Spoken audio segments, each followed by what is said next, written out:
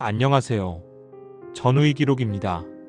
영상 재미있게 보셨다면 구독과 좋아요, 그리고 댓글로 여러분의 군대 이야기도 들려주세요. 1970년대 군대, 그 시절을 기억하시는 전우 여러분들은 지금도 당시의 전우들을 떠올리실 겁니다. 함께 땀 흘리며 훈련받고 밤새 근무 서며 때론 함께 맞고 함께 울던 그 시절. 전우회라는 말이 그 어느 시대보다 무겁게 느껴졌던 그때의 이야기를 오늘 여러분께 들려드리겠습니다. 1970년대 군대의 전우회와 인간관계가 힘들었던 이유 7가지, 지금부터 시작하겠습니다. 첫 번째, 짬밥 서열이 절대적이었던 계급사회. 1970년대 군대는 철저한 짬밥 서열 사회였습니다. 계급도 중요했지만 더 무서운 건 입대 날짜 단 하루 차이였습니다. 하루 먼저 들어온 선임은 하늘이고 하루 늦게 들어온 후임은 땅이었습니다. 당시 병 계급은 1962년부터 이병, 일병, 상병, 병장으로 나뉘었지만 1970년대까지만 해도 병장 티오가 부족해서 상등병으로 만기 전역하는 경우도 많았습니다.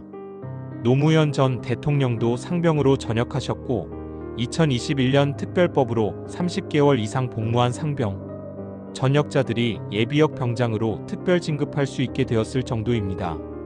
병장이 되면 육군 5대 장성 중 하나라는 농담이 나올 정도로 생활관에서는 막강한 권력을 가졌습니다.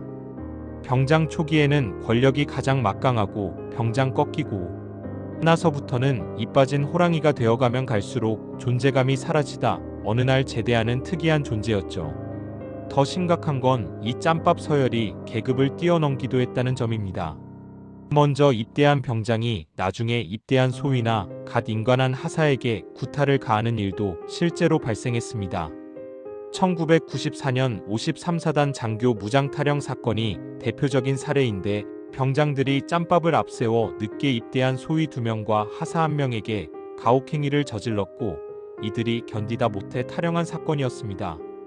이 시대에는 짬순이라는 말이 생활의 모든 것을 지배했습니다.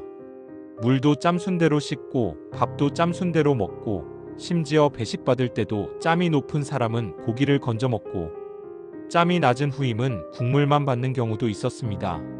어떤 부대에서는 간부들이 일부러 고깃국을 저어주지 않아서 고기가 가라앉게 만든 다음 위에 국물만 병사들에게 주고 가라앉은 고기는 따로 모아서 짬으로 헐값에 팔았다는 증언도 있습니다.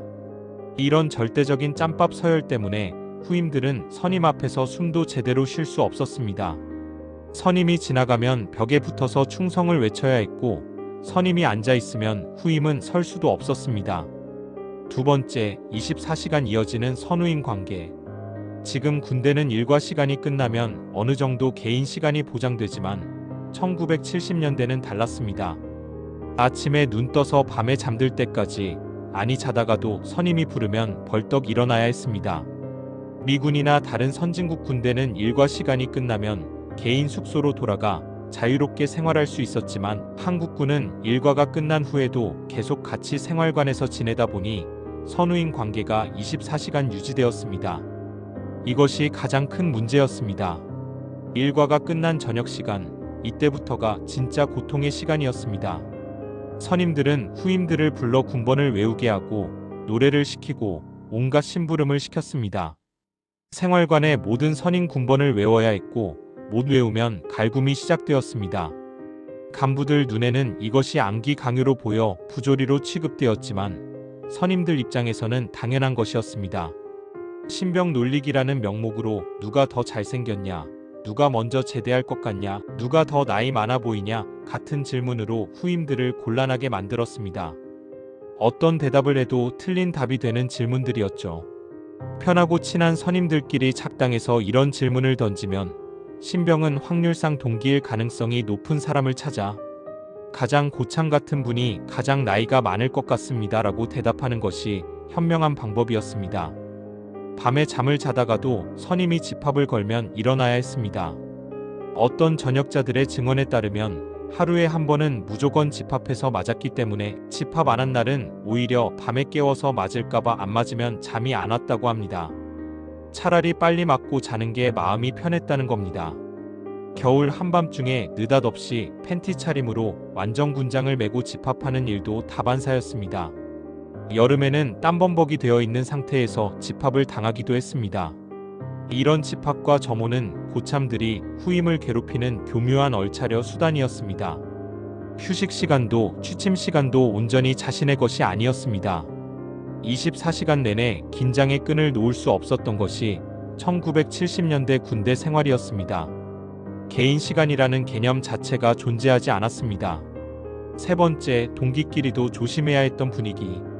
같은 날 입대한 동기들, 이들과는 편하게 지낼 수 있을 거라 생각하지만 1970년대는 그것도 쉽지 않았습니다. 당시 부대에는 신병대기 기간이라는 게 있었습니다. 신병들은 생활관 선임들에게 정식으로 소개받기 전까지는 서로 말도 걸지 못하게 하는 경우가 많았습니다.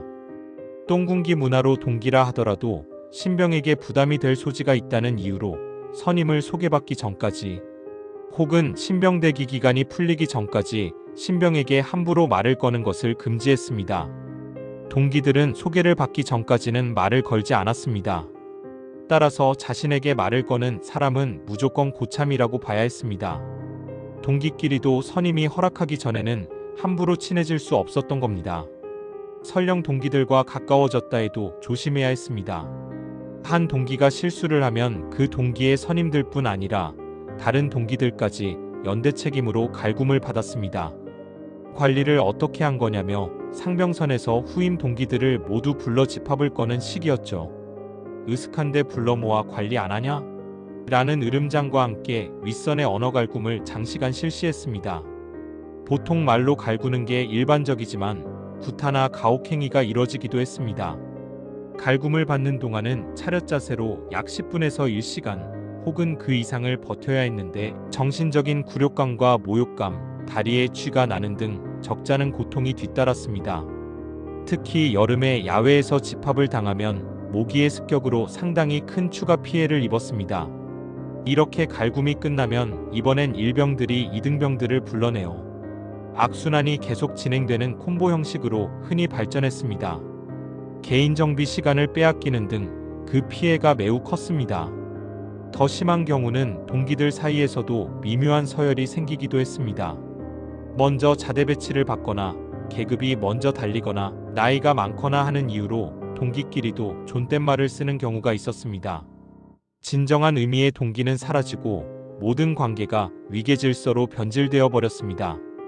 네 번째, 폭력이 일상화된 구타 문화. 1970년대 군대에서 구타와 가혹행위는 군기를 잡는 정상적인 방법으로 여겨졌습니다. 선임이 후임을 때리는 것은 당연하고 심지어 간부들도 병사들을 구타하는 게 흔한 일이었습니다. 구타의 방식도 다양했습니다.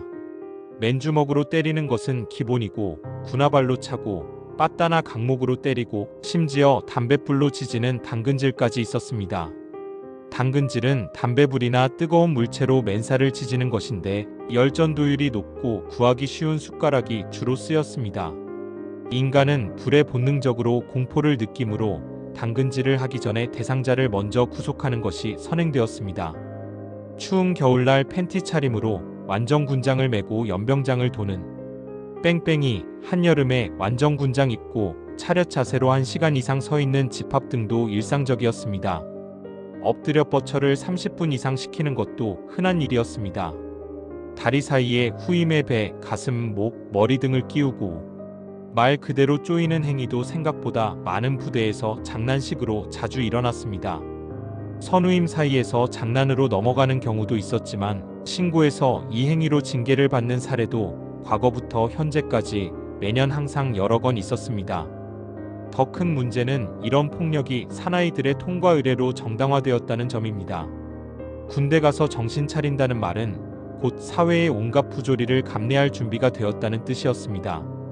맞고 참는 게 미덕이었고 신고하거나 항의하면 오히려 배짱이 없다, 남자답지 못하다는 비난을 받았습니다. 실제로 1970년대 군대에서는 약하면 죽는 시절이었고 강자만 버틸 수 있었습니다.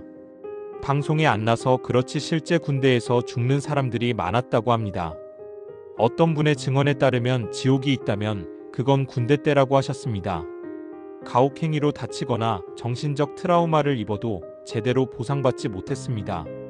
군사경찰대에서 근무했던 모 부사관의 말에 의하면 선우인간 폭행 사건의 진술서 100장 중 99장의 군기 유지에 필요해서 어느 정도 구타를 했는데 그렇게 다칠 줄 죽을 줄 몰랐습니다 라는 문구가 늘 들어있다고 했습니다. 지휘관들은 사고가 나면 자신의 진급에 문제가 생길까봐 사건을 은폐하기 급급했고 대대장과 중대장이 구타 사실을 알고 있으면서도 규정에 따른 정상 처리를 하지 않은 채 사건을 장기간 은폐한 사례도 많았습니다. 피해자는 제대로 된 치료조차 받지 못한 채 전역하는 경우가 많았습니다. 5번째, 사람을 갈라놓는 학력과 출신 성분. 1970년대에는 신병교육기간도 학력에 따라 달랐습니다. 고졸 이상은 8주, 고교 중퇴 이하는 10주를 받았습니다. 이것만 봐도 당시 군대가 얼마나 학력을 중시했는지 알 수 있습니다. 참고로 1950년대 초에는 신병교육기간이 무려 12주에서 16주였고 1960년대는 10주로 줄었다가 1970년대에 학력에 따라 차등을 둔 것입니다. 생활관 안에서도 보이지 않는 벽이 존재했습니다. 대학을 다니다 온 병사와 고졸 병사, 농촌 출신과 도시 출신 사이에는 은근한 차별이 있었습니다. 교육 수준이 높은 병사들은 행정병이나 비교적 편한 보직을 받는 경우가 많았고 그렇지 못한 병사들은 힘든 작업과 훈련에 더 많이 투입되었습니다. 행정병이 되면 상대적으로 편한 생활을 할 수 있었지만 반면 신병들의 개인정보를 볼 수 있는 위치에 있다 보니 악용하는 경우도 있었습니다. 신병 신고식이나 놀림받을 때 다른 사람들이 있는 면전에서 내가 학생 때 좀 잘 나갔다며? 너 팔목에 자해한 상처가 있다며? 이 같은 말이 나오면 정말 끔찍한 일이었습니다. 지역 감정도 심했습니다. 이 같은 고향 출신끼리는 뭉치고 다른 지역 출신은 은근히 배척하는 분위기가 있었습니다. 특히 영호남 지역 출신들 사이의 갈등이 심각했던 시기였죠. 같은 지역 출신이라는 이유만으로 특별히 봐주거나 반대로 다른 지역 출신이라는 이유로 더 가혹하게 대하는 일도 있었습니다. 경제적 차이도 전후 관계에 영향을 미쳤습니다. 집안이 넉넉한 병사는 휴가 나갔다 올 때 선임들에게 줄 선물을 넉넉히 사올 수 있었지만 그렇지 못한 병사는 빈손으로 돌아와 눈치를 봐야 했습니다. PX에서 과자나 담배를 사서 선임에게 바치는 것도 군 생활을 편하게 하는 방법이었는데 이것조차 돈이 없으면 불가능했습니다. 1970년대는 경제적으로도 어려운 시기였습니다. 1970년대 초반 대한민국의 1인당 GDP는 $300 수준이었고 많은 가정이 가난했습니다. 그러다 보니 경제적 여유가 있는 집안의 자녀들은 군대에서도 상대적으로 유리한 위치에 있을 수 있었습니다. 6번째, 개인보다 집단을 강요하는 연대 책임. 1970년대 군대에서는 한 사람의 잘못이 전체의 책임이 되었습니다. 한 후임이 실수를 하면 그의 동기들, 심지어 같은 생활관 전체가 연대 책임으로 갈굼을 받았습니다. 야, 후임 관리를 어떻게 한 거냐? 이 한마디면 같은 기수 전체가 집합을 당했습니다. 그러면 선임들은 후임들을 갈구고 그 후임들은 다시 자기 후임들을 불러 니들도 조심해라며 압박을 가했습니다. 이런 악순환이 계속 이어졌죠. 더 심각한 것은 이런 연대 책임 문화가 전우들 사이에 불신을 만들어냈다는 점입니다. 동기나 후임이 실수할까봐 전전긍긍하고 누군가 잘못하면 그 사람을 원망하게 되었습니다. 함께 고생을 나눠야 할 전우들이 서로를 감시하고 견제하는 관계가 되어버린 겁니다. 단체 기합도 일상적이었습니다. 한 명이 늦게 들어오면 생활관 전체가 팔굽혀펴기 100개, 한 명이 총검을 깜빡하면 전체가 완전 군장 들고 연병장 뺑뺑이. 이런 식으로 개인의 책임을 전체에게 떠넘기는 것이 당연하게 여겨졌습니다. 심지어 한 사람의 실수 때문에 생활관 전체가 외출이나 외박이 금지되는 경우도 있었습니다. 그러면 다른 병사들의 원망이 그 한 사람에게 쏟아졌고 그 병사는 생활관에서 왕따를 당하거나 더 심한 가혹행위의 대상이 되기도 했습니다. 이런 연대 책임 문화는 부대 내에서 소원 수리를 제대로 쓰지 못하게 만들기도 했습니다. 주기적으로 실시하는 군 생활에 대한 애로사항이나 건의사항을 적어내는 종이인, 소원수리는 대개 살생부가 되어 상병장들이 한 번씩 홍역을 치를 때가 있었습니다. 누가 썼는지 찾아지면 그 사람뿐만 아니라 관련된 모든 사람들이 피해를 보았기 때문입니다. 일곱 번째, 극한 상황에서도 서로 의지할 수밖에 없는 모순. 역설적이게도 1970년대 군대의 전후 관계가 가장 힘들었던 이유는 바로 그렇게 힘든 상황에서도 전우들에게만 의지할 수밖에 없었기 때문입니다. 당시는 외부와의 소통이 거의 차단된 시대였습니다. 전화 한 통 하기도 어려웠고 면회도 쉽지 않았습니다. 편지를 쓰려 해도 검열이 있어서 진짜 속마음을 털어놓을 수 없었습니다. 그러니 생활관 안에 전우들이 전부였습니다. 가족보다 전우들과 더 많은 시간을 보냈고 가족보다 전우들의 얼굴을 더 자주 봤습니다. 열악한 환경도 전우들을 더욱 의지하게 만들었습니다. 함석 지붕 생활관에서 혹독한 겨울을 나려면 전우들끼리 서로 붙어 자야 했고 배식량이 적어 배가 고프면 서로 나눠 먹어야 했습니다. 철원 지역 같은 곳에서는 물이 귀해서 물을 받아놓고 짬순대로 씻었는데 마지막 짬찌는 시커먼 때국물로 씻어야 했다고 합니다. 이런 상황에서 서로 조금이라도 덜 더러운 물을 양보하고 따뜻한 자리를 나눠주는 것이 전우회였습니다. 당시 병영은 대부분 콘크리트 구조물이 아닌 목재나 함석으로 지어진 임시 건물들이 많았고 단열과 방안이 제대로 되지 않아 혹독한 겨울과 무더운 여름을 견뎌야 했습니다. 생활관 내부는 매우 협소했고 침상은 2층 침대보다는 집단, 매트리스나 철제간이 침대 형태가 일반적이었습니다. 개인 사물함은 거의 존재하지 않았으며 단체로 모든 생활이 이루어졌습니다. 구타를 당할 때도 전우들이 유일한 위로였습니다. 선임에게 맞고 나서 속으로 울고 있으면 같이 맞은 동기가 다가와 어깨를 두드려주는 것, 그게 유일한 위안이었습니다. 힘든 훈련을 마치고 돌아와 함께 담배 한 대 나눠 피우며 하소연하는 것, 그게 전부였습니다. 근무를 함께 서다가 졸음이 오면 서로 깨워주고 훈련 중에 낙오할 것 같으면 서로 짐을 나눠지고 끌어주고 아플 때는 약을 구해다 주고 이런 작은 배려들이 모여서 전우회가 되었습니다. 심지어 선임에게 갈굼을 받을 때도 옆에 있는 동기의 존재만으로도 힘이 났습니다. 혼자가 아니구나, 나만 이런 게 아니구나라는 생각이 그나마 위안이 되었습니다. 함께 고통을 견디는 것, 그것이 1970년대 전우회의 본질이었습니다. 그래도 전우회는 진짜였습니다. 이렇게 힘들고 부조리한 환경 속에서도, 아니 오히려 그런 환경이었기에 만들어진 전우회는 그 어떤 관계보다 끈끈했습니다. 함께 추위에 떨고 함께 배고픔을 참고 함께 맞고 함께 울었던 그 시간들, 지옥 같은 환경 속에서 서로만 의지하며 버텨낸 그날들이 오히려 평생의 전우를 만들어냈습니다. 전역한 지 수십 년이 지난 지금도 그때 함께했던 전우들끼리는 정기적으로 모임을 갖고 서로의 안부를 묻습니다. 가족보다 더 자주 연락하고 어려운 일이 있으면 달려가는 사이가 되었습니다. 결혼식이나 장례식에 빠짐없이 참석하고 사업이 어려우면 돈을 빌려주고 자식들까지 서로 챙겨주는 관계가 되었습니다. 그것이 바로 1970년대 군대가 만들어낸 진짜 전우회였습니다. 폭력과 부조리는 절대 정당화될 수 없지만 그 속에서도 서로를 지키고 의지하며 만들어낸 동료회만큼은 진짜였습니다. 어떤 전역자는 이렇게 말했습니다. 그때는 매일이 지옥이었지만 지금 생각하면 그 시절 전우들이 제일 그립다고. 힘들었던 만큼 그 속에서 만들어진 관계는 그 무엇보다 단단했던 것입니다. 실제로 당시 군대를 다녀온 많은 분들이 군대 동기만큼 믿을 수 있는 사람이 없다, 전우만큼 끈끈한 관계가 없다고 말씀하십니다. 사회에서 만난 친구나 직장 동료보다 군대에서 함께 고생한 전우들을 더 신뢰한다는 분들이 많습니다. 1970년대 군대는 분명 문제가 많았습니다. 폭력과 가혹행위, 부조리와 차별이 만연했던 시대였습니다. 하지만 그 속에서도 사람과 사람 사이의 진심은 존재했고 그것이 바로 전우회였습니다.